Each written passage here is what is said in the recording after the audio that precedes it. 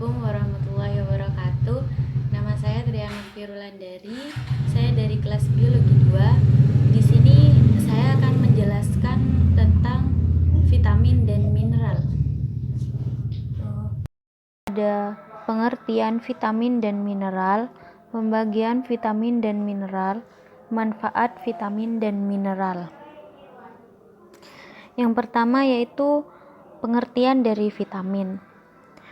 Vitamin dalam bahasa Inggris yaitu vital amin adalah sekelompok senyawa organik berbobot molekul kecil yang memiliki fungsi vital dalam metabolisme setiap organisme yang tidak dapat dihasilkan oleh tubuh.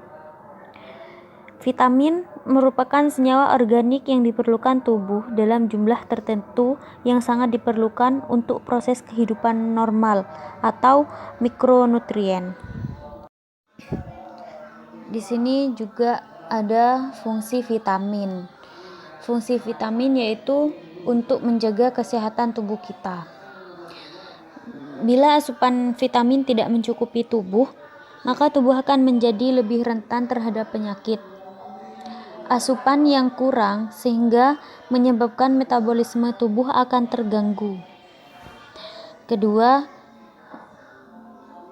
untuk melengkapi karbohidrat, kalori, mineral, dan lainnya.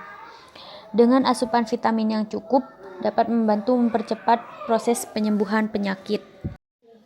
Vitamin ini lebih mudah rusak daripada mineral, karena mineral memiliki unsur inorganik yang bisa mempertahankan bentuknya ketika masuk dalam tubuh. Jika vitamin rusak akibat panas, asam, dan proses lainnya, tidak sama dengan mineral yang mempunyai struktur kuat dan tidak mudah rusak. Pembagian vitamin yaitu ada dua, yaitu vitamin yang larut dalam lemak dan vitamin yang larut dalam air. Vitamin yang larut dalam lemak bersifat hidrofobik dan hanya dapat diserap secara efisien dan dapat disimpan dalam berbagai jaringan sebagai cadangan tubuh. Vitamin yang larut dalam lemak itu ya ada vitamin A, vitamin D, vitamin E, dan vitamin K. Sedangkan vitamin yang larut dalam air berfungsi sebagai koenzim atau kofaktor enzim dan tidak dapat disimpan sebagai cadangan dalam tubuh kecuali vitamin B12. Vitamin yang larut dalam air ini ada vitamin B, ada vitamin C. Pembagian vitamin yang pertama yaitu ada vitamin larut dalam lemak. Ada vitamin A, vitamin D, vitamin E, dan vitamin K. Yang pertama yaitu vitamin A atau retinol.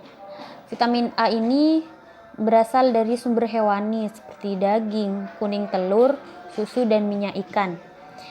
Namun pada hasil nabati tidak mengandung vitamin A tetapi mengandung zat dalam bentuk provitamin A yang dikenal sebagai beta karoten, misalnya di dalam buah tomat, pepaya, wortel, dan sayuran-sayuran hijau. Jika kita kekurangan vitamin A, maka dapat menyebabkan buta, pertumbuhan yang tidak normal pada anak-anak, serta kelainan pada selaput mata dan selaput epitel. Fungsi dari vitamin A yaitu mencegah penyakit mata, menjaga kesehatan kulit, perlindungan terhadap infeksi. Yang kedua yaitu vitamin D, karsiferol. Vitamin D ini merupakan satu-satunya jenis vitamin yang diproduksi di dalam tubuh.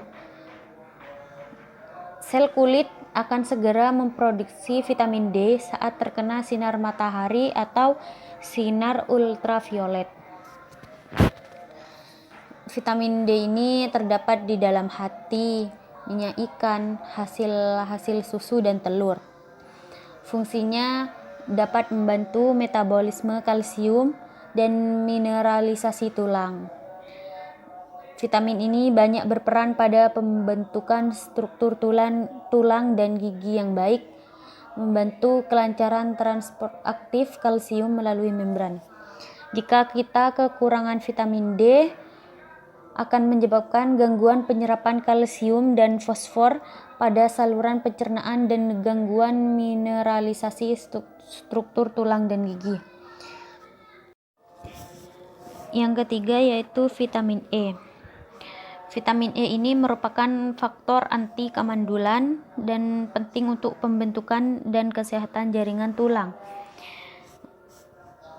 Vitamin ini terdapat di dalam minyak tumbuh-tumbuhan, kacang-kacangan, kedelai, sayur-sayuran, misalnya selada dan bayam. Fungsi dari vitamin E ini berperan menstabilkan senyawa aktif yang lain seperti vitamin A, hormon dan enzim terhadap oksidasi, dan juga mencegah penyakit kardiovaskular, kanker, katarak, dan memperbaiki sistem imun. Jika kita kekurangan vitamin E dapat menyebabkan kegagalan menghasilkan anak. Yang keempat yaitu vitamin K. Vitamin K ini disebut juga dengan vitamin koagulasi atau penggumpal. Vitamin ini terdapat dalam hati, susu, kuning telur, dan daun hijau seperti bayam kubis. Jika kita kekurangan vitamin K, kita bisa menyebabkan masalah kesehatan yang serius seperti penyakit jantung dan kanker.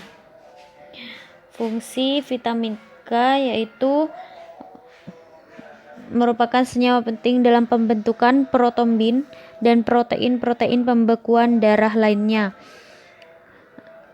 dan juga berpartisipasi fosforilasi oksidatif dalam metabolisme sel. Pembagian vitamin yang kedua yaitu vitamin yang larut dalam air. Ada vitamin B dan ada vitamin C. Vitamin yang larut dalam air ini tidak dapat disimpan sebagai cadangan dalam tubuh kecuali vitamin B12.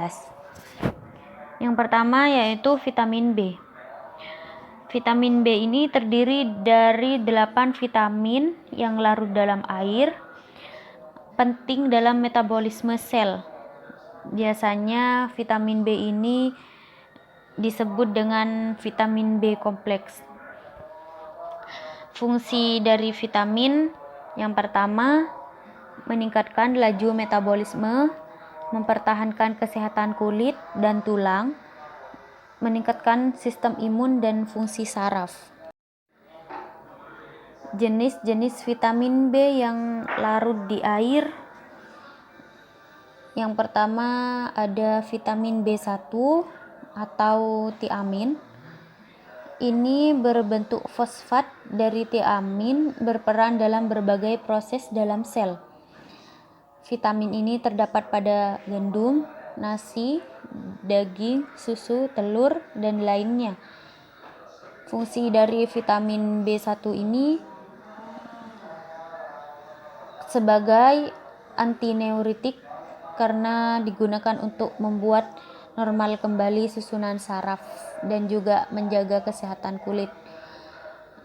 Fungsi yang kedua ada koenzim untuk metabolisme energi dan juga membantu proses metabolisme protein dan lemak. Yang kedua ada vitamin B2 atau riboflavin. Vitamin B2 ini terdapat pada susu, ginjal, hati, putih telur, ikan, dan lainnya.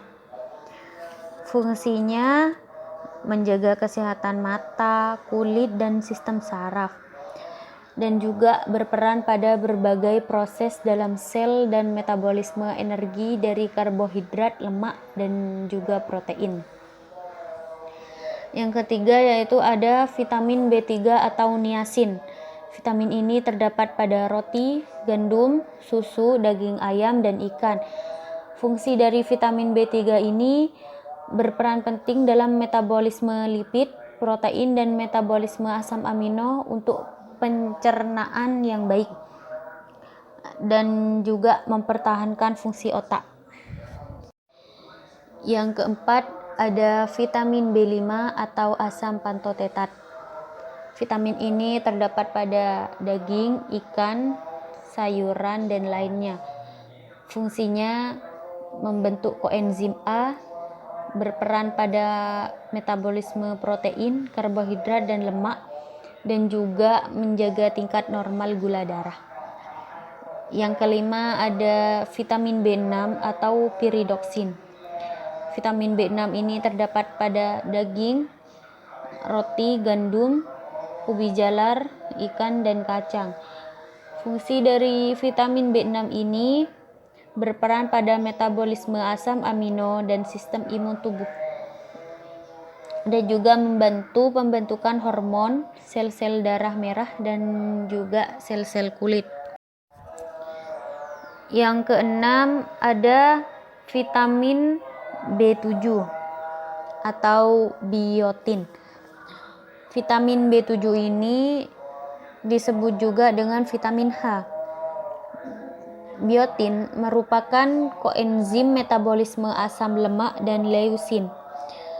Fungsinya berperan pada gluconeogenesis, sistem enzim, sintesis purin dan lipid, oksidasi lipid dan karbohidrat. Yang ketujuh ada vitamin B9 atau asam folat. Terdapat pada hati, sayuran berwarna hijau tua, terutama bayam, dan kacang-kacangan. Fungsinya berperan pada proses sintesis nukleotida sebagai kofaktor, mencegah anemia, dan juga berperan pada pembelahan sel yang cepat dan pertumbuhan. Yang terakhir yaitu vitamin B12 atau cyanocobalamin. Vitamin ini merupakan jenis vitamin yang khusus diproduksi oleh hewan dan tidak ditemukan pada tanaman. Vitamin ini juga dikenal sebagai vitamin anti anemia. Vitamin ini terdapat pada susu, telur, hati, dan daging ikan. Fungsi dari vitamin B12 ini untuk proses pertumbuhan, pembentukan molekul DNA dan RNA, dan juga membentuk sel darah merah. Vitamin yang larut dalam air. Yang kedua ada vitamin C atau asam askorbat. Vitamin C ini termasuk golongan vitamin antioksidan yang mampu menangkal berbagai radikal bebas. Sifat vitamin ini sangat mudah teroksidasi oleh panas cahaya dan logam. Terdapat pada buah-buahan, jeruk, sayuran hijau, dan fungsinya sebagai penangkal berbagai penyakit, mempengaruhi kerja kelenjar anak ginjal, membentuk sel darah merah. Selanjutnya yaitu pengertian dari mineral dan fungsinya. Mineral adalah suatu zat yang terdapat dalam alam dengan komposisi kimia yang khas dan biasanya mempunyai struktur yang jelas, yang kadang-kadang menjelma dalam bentuk geometris tertentu. Istilah mineral ini mempunyai bermacam-macam makna, sehingga sukar untuk mendefinisikan mineral. Dan kebanyakan orang mengatakan bahwa mineral ialah satu frase yang terdapat dalam alam.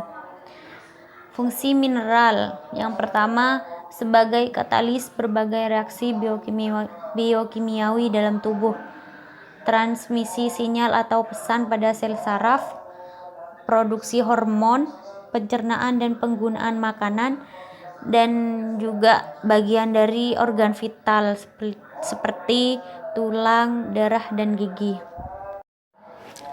Pembagian mineral ada dua, yaitu makromineral dan mikromineral. Makromineral terdiri dari natrium, klorida, kalium, kalsium, fosfor, magnesium, dan sulfur. Sedangkan yang mikromineral ada tembaga, seng, zat besi, boran, selenium, krom, mangan, molybdenum, dan juga yodium.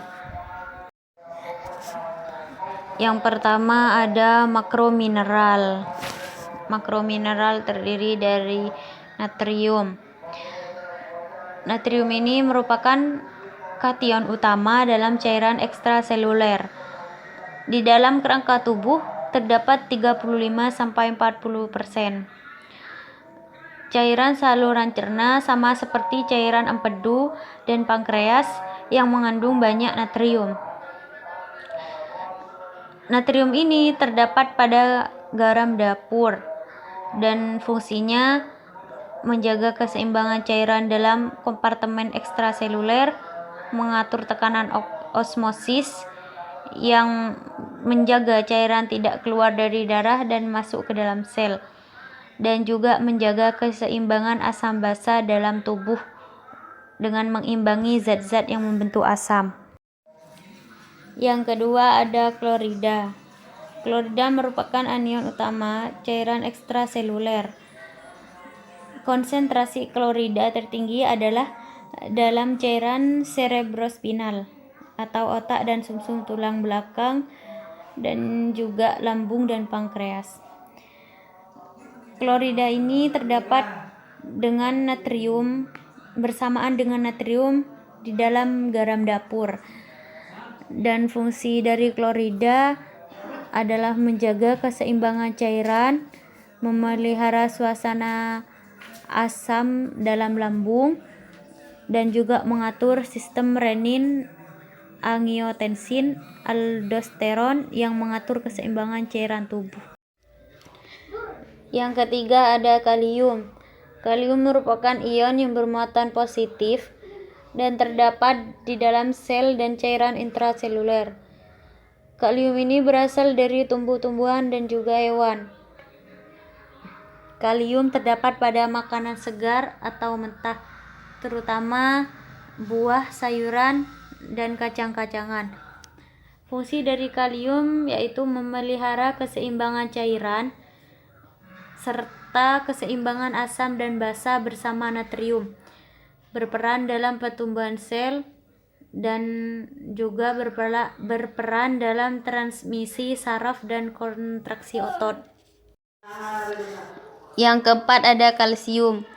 Kalsium merupakan mineral yang paling banyak di dalam tubuh yang berada dalam jaringan keras, yaitu tulang dan gigi. Kalsium ini terdapat pada susu dan hasilnya seperti keju, ikan dimakan dengan tulang seperti ikan kering, kacang-kacangan dan hasil olahannya seperti coklat. Fungsi dari kalsium yaitu pembentukan tulang dan gigi, mengatur fungsi sel, dan juga mengatur pembekuan darah. Yang kelima yaitu fosfor. Fosfor terdapat pada kacang-kacangan, coklat, keju, daging, teh hitam, dan juga padi-padian. Fungsi dari fosfor yaitu klasifikasi tulang dan gigi melalui pengendapan fosfor pada matriks tulang. Yang kedua, bagian dari ikatan tubuh esensial yaitu RNA dan DNA serta ATP dan fosfolipid. Yang ketiga, mengatur keseimbangan asam dan basa. Yang keenam ada magnesium. Magnesium merupakan kation terbanyak setelah natrium yang ada di dalam cairan intraseluler. Natrium ini terdapat pada sayuran hijau, biji-bijian, dan kacang-kacangan. Fungsi dari magnesium yang pertama berperan penting dalam sistem enzim dalam tubuh, mencegah kerusakan gigi, berperan dalam reaksi penghasilan energi. Yang ketujuh, sulfur. Sulfur merupakan bagian dari zat-zat gizi esensial seperti vitamin tiamin dan biotin serta asam amino, metionin, dan sistein. Sulfur ini terdapat dalam tulang rawan, kulit, rambut, dan kuku yang mengandung banyak jaringan ikat yang bersifat kaku dan juga terdapat pada makanan yang mengandung protein. Fungsi dari sulfur yaitu berperan dalam reaksi oksidasi reduksi dan juga berperan melarutkan sisa metabolisme sehingga bisa dikeluarkan melalui urin. Pembagian mineral yang kedua yaitu mikromineral yang terdiri dari yang pertama tembaga. Tembaga ini terdapat pada daging sapi dan jamur. Fungsi dari tembaga untuk membangun tulang, hemoglobin, dan sel-sel darah merah, dan juga menurunkan kadar kolesterol. Yang kedua ada seng. Seng ini merupakan senyawa penting untuk lebih dari 10 enzimatik tubuh. Tanpa seng, tubuh akan cepat kehilangan fungsinya secara keseluruhan. Seng ini terdapat pada keju dan kuning telur. Fungsi dari seng sebagai perawatan kulit, jerawat, penyembuhan luka, penurunan berat badan, serta nafsu makan dan kesehatan mata. Yang ketiga yaitu zat besi. Zat besi ini terdapat pada sayuran berwarna hijau tua, kopi, teh hitam, daging, dan juga kacang-kacangan. Fungsi dari zat besi sebagai pembentukan hemoglobin dan berperan untuk metabolisme tubuh, mencegah anemia dan juga insomnia. Yang keempat, boran. Boran ini penting untuk penyerapan kalsium dan pemeliharaan gigi dan juga tulang. Boran ini terdapat pada buah, apel, dan juga kacang-kacangan. Fungsinya untuk anti penuaan, kesehatan reproduksi, mencegah kanker, dan mengurangi nyeri otot. Yang kelima yaitu selenium. Selenium merupakan mineral yang langka, namun fungsinya bagi tubuh selenium ini sangat penting. Selenium terdapat pada telur, ikan laut, kerang, daging, bawang putih, jagung, dan tomat. Fungsi dari selenium adalah sebagai salah satu antioksidan yang paling kuat dari mineral dan juga mencegah pembentukan radikal bebas dan juga pertumbuhan tulang. Yang keenam yaitu kromium. Kromium ini terdapat pada beras merah, kedelai, ikan laut, apel, dan juga gandum. Fungsi dari kromium ini membantu metabolisme karbohidrat dan protein, membantu metabolisme glukosa untuk mempertahankan kadar gula darah. Yang ketujuh, mangan. Mangan ini terdapat pada teh, bawang, almond, dan lain-lainnya. Fungsi dari mangan membantu metabolisme protein dan lemak dan membentuk hormon, mencegah osteoporosis, mengurangi kelelahan, keseleo, dan peradangan. Yang kedelapan yaitu molybdenum. Molybdenum ini terdapat pada susu, hati, dan juga kacang-kacangan. Fungsinya mendukung gigi dan mulut yang sehat. Yang kesembilan, yodium. Yodium ini terdapat pada kerang, teh hitam, dan juga sitrun. Fungsi dari yodium agar kelenjar tiroid berfungsi normal dan untuk pencegahan penyakit gondok, dan juga meningkatkan kesehatan rambut, melindungi kehamilan, dan meningkatkan metabolisme tubuh. Itulah tadi penjelasan dari saya tentang vitamin dan mineral. Terima kasih.